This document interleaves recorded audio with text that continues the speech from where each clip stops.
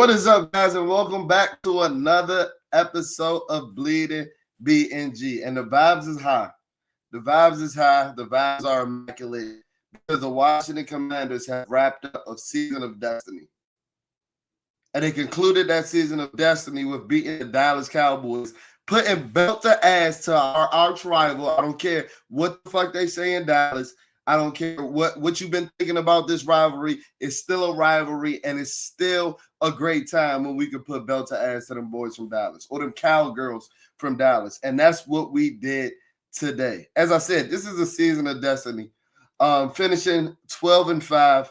The vibes are high, the vibes are immaculate, and this is easily the most successful season that I've had in my lifetime as a fan, being a 29-year-old, and on to the playoffs. But before we get too far into this video, you already know what I'm gonna say. Be sure to comment, be sure to like, be sure to subscribe. On the road to 2,000 subscribers, and I can't do it without your help. So go ahead and hit that subscribe button, turn those notifications on so you're not missing any of this content. And without further ado, man, let's get into this video. To give you a timestamp as I do for all of my episodes, today is Sunday, January 5th. It's about 10:30 p.m., and the Commanders are about 6 hours removed from putting belt to ass to the Dallas Cowboys, like I said. And it wasn't really belt to ass. We squeaked one out. But that's not going to stop me from talking my shit to all the fake ass Dallas Cowboy fans that run the DMV or run the DMV. Whoa, what the fuck is that infiltrate the DMV? I'm sorry, they don't run shit. I was getting a little too ahead of my skis right now. Y'all don't run shit. And let me know if you enjoy the views from the couch this year. We got the Lazy Boys. We can go to Marlowe Furniture. Let me know what type of couch you want to pick out this year, Dallas Cowboy fans. Because y'all season up. I could go ahead and send y'all a list of draft prospects to look forward to. Y'all go ahead and YouTube them exit interviews tomorrow. Because y'all boys need to go ahead and pack it up. And that's exactly what the Washington Commanders did to you today. And I had to wait 6 weeks. Because even though we were in the midst of our most successful season in my lifetime, we did throw up a dud at home against the Dallas Cowboys, where those fake ass fans were coming out of the woodworks, blowing up my phone. Even though they had only won about 3 games up until that point, they can only have celebrated for about 3 times up until that point. And I totally get it. As a Commander Redskin football team fan, I've been in that position before. But guess what? I am not in that position anymore. Y'all are. And it's so amazing to be looking at y'all boys at the bottom from the top. At the top, it's just us. No, it's us in Philly. It's us in Philly, low key. But man, let's get into this game. And to wrap up the season of destiny, that's going to be our title for today's episode. Because I truly think that this is a season of destiny. Because today's game was not we're not going to be looking at putting that game in the Louvre. We're not going to be looking at that game as a perfectly executed game. That game film isn't going to Canton. It was a gritty win. It was a divisional game. And even though, Dallas had nothing to play for, division games are always rocky. Division games are always unchy. And that's what we got today, a typical NFC East showdown for the ages. And our Commanders edged it out to the score of 23-19. And I don't know if it was you, but let me know if you guys feel the same way. But this game was rather uneasy to start. And I don't know if it was because we didn't have any major repercussions going into the game, being that we had already locked up and clinched a playoff position. The only repercussion that we honestly had was we could have fell from the 6th seed to the 7th seed. So we didn't have any major repercussions. It wasn't like this loss was going to knock us out of anything. And I don't know if it was just me, but this game, the flow of this game at the beginning of it was rather uneasy, rather unsteady, and the game flow was a little bit off to start the game. And us allowing 2 sacks in our first 3 plays didn't help not one fucking bit. And that just knocked off the game script for what I think was off track for the remainder of the first half, to be 100% honest with you. Tyler, be honest, please come back soon. Please come back soon, because I'm newsflash, I'm here to tell you now. If we don't have Tyler, be honest, I don't know if we're winning a playoff game. I don't know if we're not winning a single one, because that's how important Tyler Biotish and that's how important the center position is to an offensive line and a football team. But Tyler Biotish has been a stud for the majority of the year, especially when he's healthy. So I don't know if I don't even know what's hurt. Whatever limb that Tyler Biotish is hurt right now, I'm willing to donate it. I really don't need it. I really don't need it. I'm willing to donate it to Tyler Biotish so he can make it through the playoffs. And we could talk about me getting it back at the end of our Super Bowl run. But to be honest, if we win the Super Bowl, I don't even need that shit back. I don't. I'll just suffer for the rest of my life. But I'll have the bragging rights of being a Washington Commander fan during the 2024 NFL season. So Tyler, be honest, get well soon, bro. I'm about to go ahead and send some chocolates to your door, bro. Send some cards, some roses. You want some roses? I got you, bro. I got you, because Michael Dieter just ain't fucking cutting it. And I'm gonna get into the offensive line, but we got to start with 5. I got 5 on it. JD 5, Jedi 5, whatever you want to call him, the best quarterback in the NFL. That guy, offensive rookie of the year, should be MVP, because I don't know a player more valuable to his franchise. Jaden Daniels. And this wasn't Jaden Daniels' best game. Jaden Daniels went 6-12 for 38 yards and 27 rushing yards. Jaden Daniels only played in the first half. Jaden Daniels might be hurt, y'all. I'm going to be 100% honest with you, because Dan Quinn mentioned at the end of the game that the plan wasn't to sit Jaden Daniels and to switch quarterbacks with us implementing or inserting Marcus Mariota in to be at the helm for the second half. But that's what happened. I mean, it was mentioned during the TV broadcast, because being that it was an away game, we weren't boots on the ground, so we were able to listen to the TV broadcast.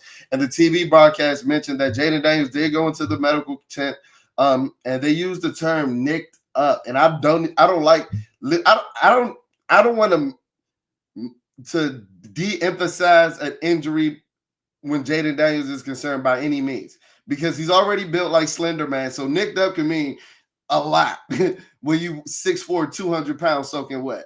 So that was bothersome for me to hear. But they said that they mentioned it while he was still on the field and while he was still driving and things of that nature. But I will mention that his last long run that he had before he was ultimately taken out of the game, I did think he came up rather gimpy. After that, he was able to manage to make it to the sideline and not get tackled or anything of that nature. But he didn't look as explosive as we've seen quasi, just thinking about last week with him and that 130-yard rushing performance. And then he mentioned today in his post-game presser, I do have a little confidence being that he was able to do the post-game presser, but he mentioned in that post-game presser, there was just a little leg soreness, and he mentioned that it was something that came up today. I think it was the left leg. If we can't remember, that was the leg that got rolled up on and bent backwards last week with that nasty sack that he took against the Atlanta Falcons. So this might be something that, is lingering off of last week. I know some of you guys in the Washington community were over-analyzing his walk when he was at the Wizards game this past weekend. It was like, dude, Jaden's still hurt. And you guys might be on a little something with, the events that had taken place during the game today.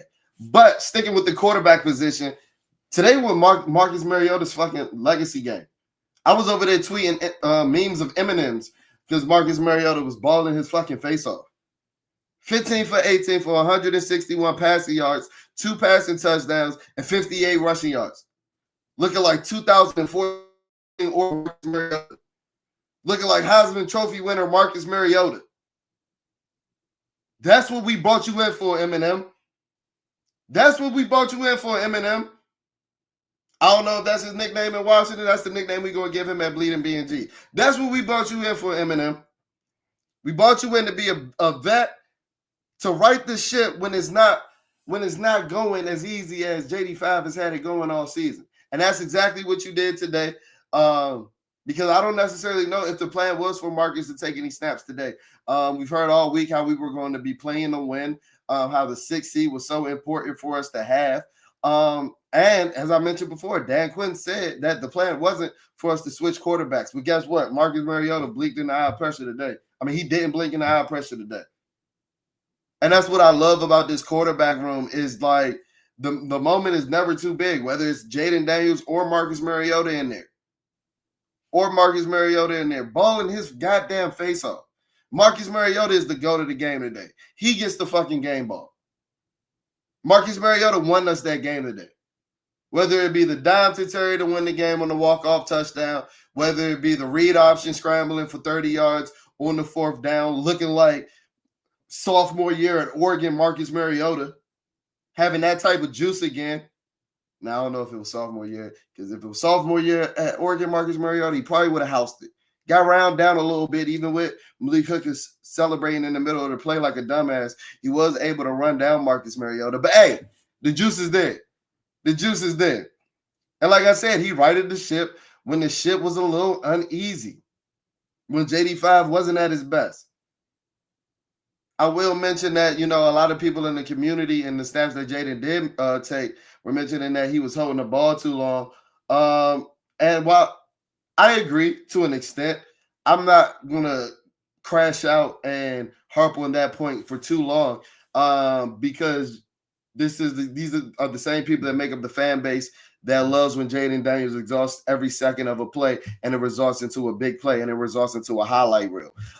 So it's the gift and the curse, but not really a curse, that you have with a guy as dynamic as Jaden Daniels at the quarterback position. So I'll agree that it wasn't Jaden Daniels' best, half of football, but outside of injury concern, I have no worries about Jedi 5, the franchise going into the playoffs full steam ahead.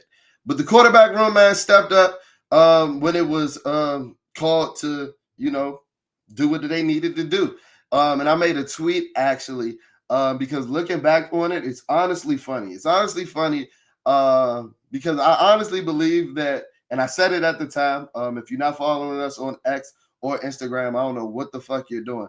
But I said it at the time that us signing Marcus Mariota as a free agent was such an obvious sign that we were going to be bringing in, or that we were going to be drafting Jaden Daniels. And yet some people in the Drake May hive and the draft offensive line and still keep saying how they were still yet so fucking delusional about that. But looking back on it 9 months later, it was so obvious. I mean, such a huge tell that signing Marcus Mariota during the free agent period was a sign of us drafting Jaden Daniels a month later. But that'll do it for the quarterbacks. Sticking with this run game is going to be pretty short, the segment on the run game, because the run game was pretty much non-existent as fuck. Marcus Mariota was our leading rusher with his 58 rushing yards. Jaden Daniels was our second leading rusher in his half of football with his 27 rushing yards. And while I just mentioned how, I gave Marcus Mariota the nickname of Eminem, we're just going to call Brian Robinson Jr., we're just going to call him Brian. Because we're not going to call him B-Rob. We're not going to call him run through a motherfucking phrase Robinson. We're not going to call him any of that right now. We're just going to call him Brian, because he's been playing like a Brian for the last 2 months. I told you, Brian Robinson Jr., Brian, he ain't been explosive since Columbus Day. He ain't been explosive since Indigenous People Day. And I think a lot of that has to do with his legs are gone, with the soft tissue injuries accumulating over the course of the season. Don't know if some of that has to be tied to the shooting that he had prior to his rookie year. And while Brian has an amazing feel-good story, and he's in Washington fandom lore for years to come for what he's done and his recovery, Brian ain't cutting it. Bro. Brian ain't cutting it. 5 rushes for 10 yards. Brian had 10 more rushing yards than me today for an average of 2 yards per carry. Brian could have fell forward and averaged that today.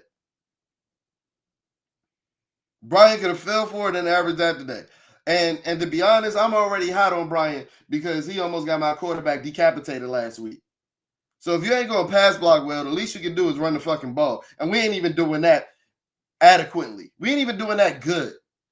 We ain't even doing that average. Our run game is dog shit right now.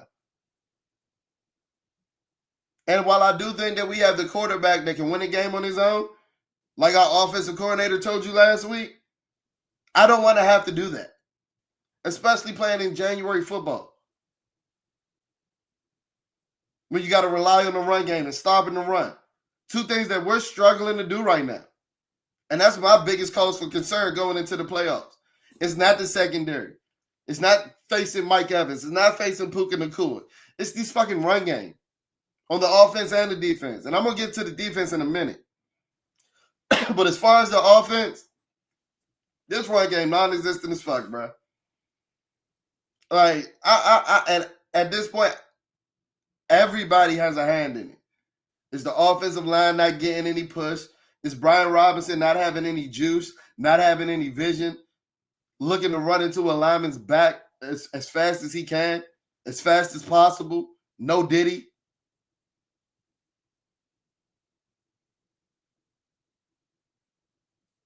In the first half, I tweeted it in the first half. One thing the Dallas Cowboys, even though they're a dog shit franchise, one thing they've been decent at and have a reputation of doing over the course of the years is building up the trenches. And it seems like they expose us every time. Weak in the trenches. And it looked like that for the first half. To be 100% honest with you. The offensive line not getting any push in a run game, allowing sacks. Trey Lance having ages in the pocket, can bake a fucking cake in the pocket. Got Trey Lance looking like fucking Jordan Love. Got Trey Lance looking like somebody that was supposed to be drafted with the third pick. At times. Because to be 100% honest with you, Trey Lance is generational ass. And we're going to get into that in a minute. But to close it out with the offense, man, as you can see, I am not pleased with the offensive line going into the playoffs. And if we want to have any hopes and any dreams of winning a playoff game, that offensive line got to tighten up. They have to. Brandon Coleman went down with an injury today. I believe he was able to come back into the game. Cornelius Nukas was an inactive. Andrew Wiley getting his ass whooped was new. Michael Dieter getting his ass whooped was new. I told you, Tyler, be honest, bro. If you need a limb, come holler at me, bro. Come holler at me. Get into the pass game. Get into the receivers, man. Terry McLaurin had 8 for 62. The game-winning touchdown. He stepped up in the clutch with the game-winning walk-off touchdown to set the franchise record for touchdowns in the single season with 13. Congratulations to 17. Congratulations to the wide receiver 1. Congratulations to Terry McLaurin, one of the greatest wide receivers in franchise history. But Terry McLaurin struggled in that first half, y'all. And the reason that I'm bringing it up because I tweeted as such, and people are acting like I need to eat crow because he had a walk-off touchdown. Terry McLaurin ultimately ended up with 8 catches for 62 yards and a couple of drops. Shout out to Terry McLaurin, dog-ass competitor. But I'm not going to ignore what my 2 eyes are telling me in my observations. You know, in this fan base, we can't speak on any of the players that y'all like. And I love Terry McLaurin as well. We can't speak on any good players when they seem to be not playing up to par or up to their standard. That's rule number 1 in Commanders fan base lore. Don't talk about any of the players that y'all like. But Terry McLaurin was pouting last week after he was getting clamped by A.J. Terrell. I was there, boots on the ground. I'm not going to let anybody that was watching the TV copy tell me that he wasn't. And I was saying this before the mic'd up came out, where Jalen Daniels had to reassure him and reaffirm over and over again because he seemed like he just wasn't into the game. And in the first couple of drives today, it seemed like him and Jalen Daniels wasn't on the same page as well. Jalen was a little off, but a couple of those passes hit his hands. And if he's the top 5 and top 10 receiver, top 15 receiver that y'all been claiming that he is, and that I've been claiming that he is for the 2024 season, he has to come up with those catches, bro. He does. He does. So you guys are not going to make me feel bad for wanting me to want the best out of our best players. For wanting our best players to perform up until their standard, up until their talent level. I will never admit to eating crow on that. So salute to Terry McLaurin for bouncing back. But ultimately, if an 8 for 62 and a touchdown stat line is good enough for you, I'm going to need you to up your standards a little higher. Guess what? We're not a poverty franchise anymore. We can have high expectations now. We just went 12-5. We can have high expectations now. Olamide Zaccheaus went 2 for 51. And at one point, it looked like he had just enough juice to go against his old teams in Philadelphia and Atlanta. I'm going to need Olamide Zaccheaus to go against the Eagles and the Atlanta Falcons for all 18 weeks of the season. We just need to play Atlanta and Philadelphia every week where Olamide Zaccheaus is concerned, because he had one of the most egregious touchdown drops I've ever seen in my life. And that is not hyperbole. Fox didn't do him a favor with that zoom in angle, because you can see he didn't know what the fuck he wanted to do with his hands. He put him here at one point, he put him down at one point, and he was just fighting the ball. Like, god damn. But he was able to make a big catch in the second half on a dime for Marcus Mariota to get us in the red zone. But that was one of the most egregious drops I've seen an NFL player have in a while. Cliff Kingsbury dialing up recess plays because we couldn't get any separation in the first half. And then we do get a little separation due to our trick play that Cliff Kingsbury pulled out of his ass. We have a drop like that. Just wait until Jalen gets some competent players at the skill position. Just wait. Luther Burden, Omarion Hampton. Who else? Ashton Genty. If we can get Teodoro McMillan at some point, like Emeka Egbuka, whatever buddy's name is from Ohio State. Emeka. I mean, we're just going to call him Emeka. We're just going to call him Mech. Anybody. Just give my man Fowl some help. That's all I ask for. Because you see what he's doing with JD5 as Michael and a bunch of Tito's. Just imagine if he had some blue chip talent that he can deliver the ball to as well. He's going to take this offense to the fucking moon. And not just throw the ball to hand the ball off to as well. Because as I said, that running game is just simply not it. It's not. Love Brian Robinson for his feel-good story. He's a good running back too. He can be a good bruising back to our RB1 that we draft or we bring in during free agency, even though I don't know what backs are on the free agency market for the 2025 offseason. But I'm not worried about the offseason because we got the playoffs to worry about. Let's get into this defense before I get out of here. The defense, man, y'all still can't stop the run. I told you before, early in this episode, that's my biggest concern. In January playoff football, running the football and stopping the run are two of the biggest emphasis that you can have in a game plan in order to win a game. And as of right now, we can't do either of it. And we got too much money tied into that fucking D-line with Jonathan Allen and Deron Payne both making over $20 million for me to be talking about the run defense week in and week out. Shit is putrid. We got Rico Dowdle looking like prime Ezekiel Elliott, looking like Tony Dorsett. And I tweeted today, am I the only one that expected a little bit more out of Johnny Newton? And my expectations weren't so high coming off of 2 Liz Frank injuries. But guess what? We were served this bill of goods that he was the steal of the second round. He was this first round draft pick that, just fell through the cracks and things of that nature. Well, guess what? I'm going to need him to make a couple of more flashes. Because while I always expected him to struggle in the run game, being that he's a little undersized, one thing that sold me on the pick was the interior pass rush juice that he had at the University of Illinois. And I know it's college football, but he just seemed to have some real juice as an interior pass rusher. I haven't seen that all season. And if you're going to be getting mauled in the run game like Deron Payne and Jonathan Allen, like what are we doing here? So not only do we have a bunch of money tied up into that defensive line, we got a lot of draft capital tied up into that defensive line as well.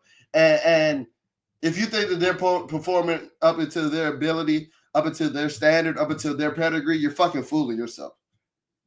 Take the burgundy and gold lenses off and stop fooling yourselves. And let's call a spade a spade. That defense ain't cutting it. That defensive line ain't fucking cutting it, bro. They're not.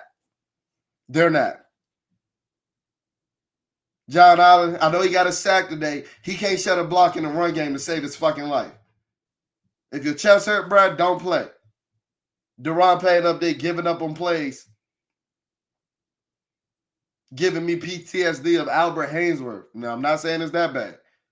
But that play, giving up on it, looked like Big Al a little bit. Looked like Fat Al a little bit. But I ain't even going to spend too much time on the defensive line because this is supposed to be a joyous occasion because this is a season of destiny. So let's get back into the pop from the defense. I thought that Bobby Wagner was coming downhill in the run game and covering for a lot of the defensive line's misses in the run game. I thought that this was one of his more aggressive games and one of his better games as far as run stoppage, things of that nature. Jeremy the Crimson Chin. Jeremy the Crimson Chin.